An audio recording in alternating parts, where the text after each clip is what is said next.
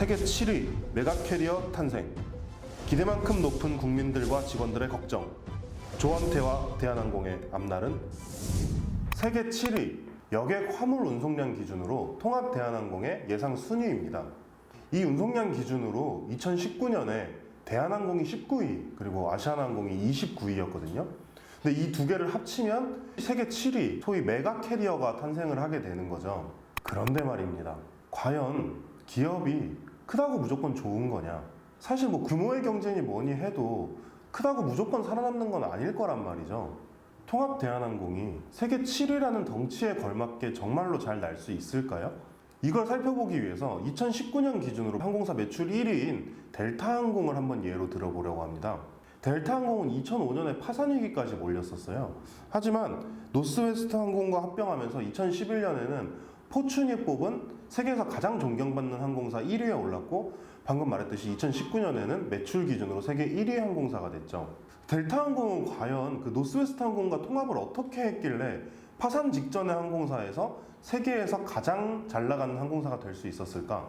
이걸 살펴본다면 조원태 대한항공 대표이사 회장이 과연 이 세계 7위의 통합 대한항공을 어떻게 이끌어가야 되는지 그 해답이 눈에 보일 거예요.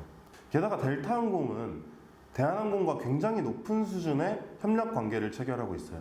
델타항공이 대한항공의 모기업인 한진칼 지분의 거의 15% 정도를 들고 있죠. 그래서 델타항공은 조원태 회장의 백기사라고도까지 불립니다. 조원태 회장은 과연 이 백기사에게서 어떤 답을 찾아낼 수 있을까요? 델타항공과 노스웨스트 항공이 통합해서 시너지를 낼 수 있었던 가장 큰 까닭은 서로의 약점을 보완해 줄 수 있었다는 겁니다. 델타항공은 미국 내에서는 굉장히 잘 나가는 항공사였어요. 하지만 미국 외 노선은 조금 약했죠. 반대로 노스웨스트 항공은 미국 내에서는 별로였지만 국외 노선은 굉장히 잘 나갔어요. 그렇기 때문에 이 둘이 시너지를 낼 수 있었던 거죠. 실제로 노스웨스트 항공과 이 통합을 주도했던 델타항공의 CEO 리처드 앤더슨은 이 합병 상대로 왜 노스웨스트 항공을 선택했냐는 질문에 이렇게 얘기를 했어요. 델타항공의 약점을 보완해 줄 수 있는 가장 좋은 항공사가 바로 노스웨스트 항공이라고 생각을 했다. 그렇다면 대한항공과 아시아나항공은 어떨까요? 사실 2020년은 이제 코로나 때문에 이 자료가 사실 그대로 믿기가 좀 힘들죠. 평소랑 많이 다르니까. 그렇기 때문에 2019년 자료를 가지고 한번 봐볼게요. 2019년에 대한항공은 미주와 유럽 초장거리 노선에서 전체 매출의 48%를 냈어요. 동남아와 중국 노선 이쪽에서는 매출 비중이 33%에 불과했죠. 하지만 아시아나항공은 이 미주 유럽 초장거리 노선에서는 전체의 33%의 매출을 낸 반면에 이 중국 동남아 노선에서는 전체의 41%의 매출을 냈어요. 대한항공과 반대죠. 특히 아시아나항공은 이 중국 노선에서 굉장히 강한 면모를 보이고 있어요. 아시아나항공은 사드 보복 전인 2016년까지만 해도 전체 매출의 21% 정도를 중국에서 냈어요. 이 당시에 대한항공이 중국 노선 매출 비중이 12% 정도밖에 안 됐었거든요. 특히 아시아나항공은 우리나라 항공사 가운데서 가장 많은 중국 노선 운수권을 보유하고 있는 회사예요. 그러니까 대한항공은 아시아나항공의 부족한 미주 유럽 초장거리 노선을, 그리고 아시아나항공은 자칫하면 저가 항공사의 견제에 빼앗기기 쉬운 이 중국 동남아 노선을 대한항공에게 보충해 줄 수 있는 서로 윈윈인 관계인 거죠. 통합을 두고 이런 말도 많이 해요. 노선이 너무 중복되는 게 아니야, 비효율적이지 않냐. 하지만 이 중국 노선은 반대로 말하면 이 대한항공이 지금까지 아시아나항공이랑 경쟁하고 있었는데 독점적 지위를 보장해 주는 게 된다는 이런 얘기이기도 합니다. 대한항공이랑 아시아나항공이 동시에 노선을 개설했다. 이 말은 무슨 말이겠어요? 그 노선은 잘 나가는 노선이란 말이에요. 수요가 많은 황금 노선이란 말이죠. 이런 황금 노선에서 아시아나항공이 없어지고 대한항공으로 통합이 된다면 대한항공이 여기서 독점적 지위를 누리게 된다는 거죠. 가장 대표적인 게 인천 울란바토르 노선입니다. 이 대한항공은 거의 20년 동안 이 인천 울란바토르 노선에서 독점적 지위를 누려왔어요. 국토교통부가 발표한 자료에 따르면 그 대한항공이 독점하고 있던 기간 동안 인천 울란바토르 노선의 운임은 같은 거리의 다른 노선의 거의 최대 2배에 가까운 운임을 받았다고 해요. 그러다가 드디어 아시아나항공이 20년 만에 이 인천 울란바토르 노선 운수권을 따냈죠. 2019년 2월입니다. 이 아시아나항공이 이걸 따내기 위해서 정말 많은 노력을 기울였다고 해요. 어쨌든 하나의 회사일 뿐인데 가가지고 몽골의 기간산업부 장관을 만나고 항공 당국자와 교섭하고 이런 민간 외교관 역할까지 하면서 이 노선을 따냈다고 해요. 기억나시는 분들도 있을 텐데 이때 아시아나항공이 인천 울란바토르에 취항을 하면서 어떤 광고를 냈냐? 드디어 아시아나항공이 울란바토르에 취항을 했다. 이런 광고를 내기도 했어요. 그런데 대한항공이 아시아나항공과 합쳐지게 됐죠. 이 말은 울란바토르 노선이 다시 대한항공의 독점 노선이 된다는 뜻입니다. 물론 뭐 옛날처럼 그렇게 많은 운임을 요구하진 않을 수도 있어요. 왜냐하면 어쨌든 운수권이 늘어났기 때문에 공급량 자체는 늘어났죠. 하지만 대한항공이 독점적 지위를 다시 누리게 된다는 것은 분명한 일입니다. 또 하나 재밌는 예시가 뭐냐? 인천 방콕 노선이에요. 방콕 말만 들어도 정말 많이 가는 곳이죠. 여기는 아시아나항공과 대한항공이 모두 황금 시간대인 오후 5시 이후에 운행을 하고 있어요. 근데 이게 합쳐진다. 이러면 사실 밤에 가는 수요도 많지만 아침 일찍 가려는 사람들도 굉장히 많거든요. 아침 일찍 가서 여행을 먼저 시작하려는 사람들. 이런 사람들한테는 또 아침 10시 이후 이 시간대가 굉장히 황금 시간대예요. 만약에 대한항공과 아시아나항공이 통합을 해서 이 방콕 노선도 대한항공이 독점을 하게 된다. 그러면 대한항공으로서는 지금까지 이 5시 이후 황금 시간대에만 주력을 했었는데 이제 이번에는 10시, 아침 10시의 황금 시간대에도 뿌려서 분산을 시킬 수가 있겠죠. 뭐 우리가 이름만 들어도 많이 갈 것 같은 초장거리 노선들, 인천 파리, 인천 뉴욕, 그다음에 인천 런던 이런 데는 말할 필요도 없습니다. 특히 그 제5자유 운수권이라고 있거든요. 이거를 외항사들이 이런 초장거리 노선에는 잘 대부분 개설을 안 해요. 그렇기 때문에 이런 초장거리 노선에서는 정말 대한항공이 독점적 지위를 누릴 수 있게 되겠죠. 물론 굉장히 노선이 많기 때문에 두 항공사가 합쳐지면 비효율이 발생하는 노선도 분명히 있을 거예요. 그렇기 때문에 조원태 회장이 가장 생각을 해야 되는 건 뭐냐? 과연 어떤 노선은 합치고 어떤 노선은 빼면서 더하기와 빼기를 잘해서 이 대한항공에 가장 최적이 되는 이 노선 운용을 찾아내는 것, 이게 바로 조원태 회장의 과제라고 볼 수 있을 것입니다. 그러면 이번엔 좀 더 정량적인 얘기 말고 좀 정성적인 얘기를 한번 해보고 싶어요. 바로 소통의 문제입니다. 아까 말했던 그 델타항공의 CEO 리처드 앤더슨 있죠?